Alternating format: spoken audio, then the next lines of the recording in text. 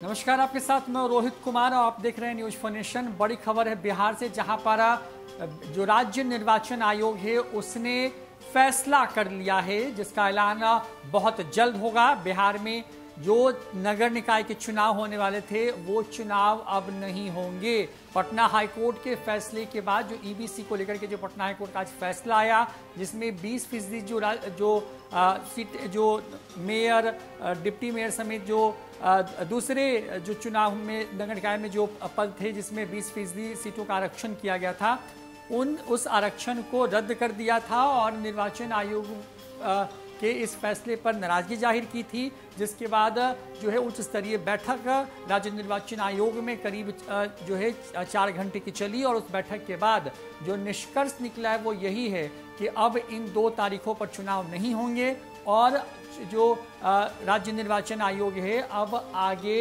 चुनाव को पोस्टपोन करने वाला है। बिहार में 10 और 20 अक्टूबर को होने वाले नगर निकाय चुनाव को फिलहाल स्थगित कर दिया गया, ऐसी खबर सामने आ रही है। राज्य निर्वाचन आयोग में आयुक्त डॉक्टर दीपक कुमार ने उच्च स्तरीय बैठक की है। सूत्रों से मिली जानकारी के अनुसार नगर निकाय चुनाव को फिलहाल स्थगित करने का निर्णय लिया गया है। विस्तृत जानकारी थोड़ी देर बाद आयोग की तौर से आयोग जो है वो अधिकृत तौर से जारी करेगी।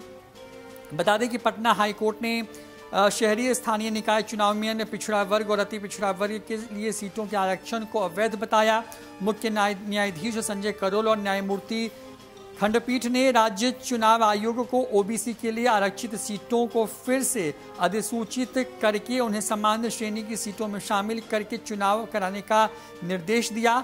छुट्टी के दिन पारित किए गए इस आदेश से चल रही चुनाव प्रक्रिया में बाधा उत्पन्न हो सकती है। ऐसे में पहले चरण का जो चुनाव है अब से जो है ठीक 1 हफ्ते बाद यानी कि जो है 10 अक्टूबर को होना था, लेकिन अब जो राज्य निर्वाचन आयोग है उसने फैसला कर लिया है कि चुनाव जो 10 और 20 अक्टूबर को 2 चरणों में बिहार में होने थे नगर निकाय के, उन चुनावों को फिलहाल स्थगित कर देना है और उसके लिए आगे की प्रक्रिया दोबारा शुरू की जाएगी।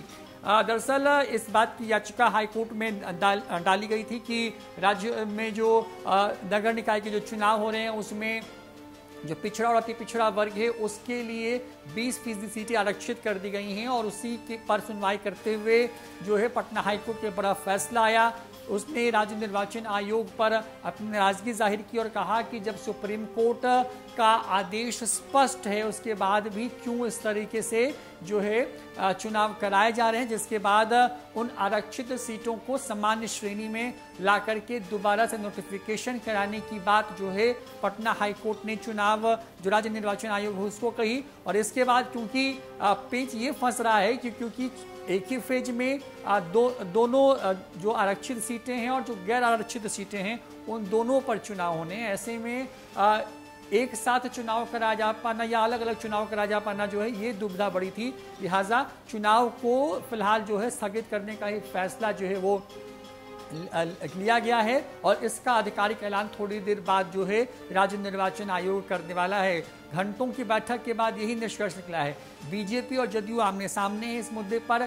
जदयू जहां ये आरोप लगा रही है कि बीजेपी जो है वो आरक्षण विरोधी है, वो जातिगत जनगणना नहीं करा रही थी, जिसने नहीं कराया इसकी वजह से ये स्थिति उत्पन्न हुई है। तो बीजेपी ने पलटवार करते हुए कहा है कि नीतीश कुमार तो जो अति पिछड़ा जो समाज है उसके विरोधी हैं और वो जानबूझ करके उन्होंने अपने जिद के कारण जो है चुनाव जो राज्य निर्वाचन आयोग के उस पर दबाव डाल करके चुनाव की घोषणा कराई। और अब कोर्ट का जब आदेश आ गया है तो सरकार बीजेपी पर अपना ठिकरा फोड़ रही। तो इस तरह से आरोप प्रत्यारोप लग रहे हैं। तेजस्वी यादव ने भी बीजेपी को ही निशाने पर लिया और कहा है कि बीजेपी आरक्षण विरोधी है और इसके पीछे बीजेपी की ही साजिश है, क्योंकि विभाग तो उन्हीं के पास था और उन्होंने क्यों इसको लेकर के कुछ नहीं किया। जाहिर तौर पर इन तमाम खबरों के बीच में जो चुनाव जो 10 और 20 अक्टूबर को होने थे, जिसके लिए प्रत्याशी जो हैं लगातार प्रचार कर रहे थे, उनको झटका लगता नजर आ रहा है, क्योंकि चुनाव की जो तारीख है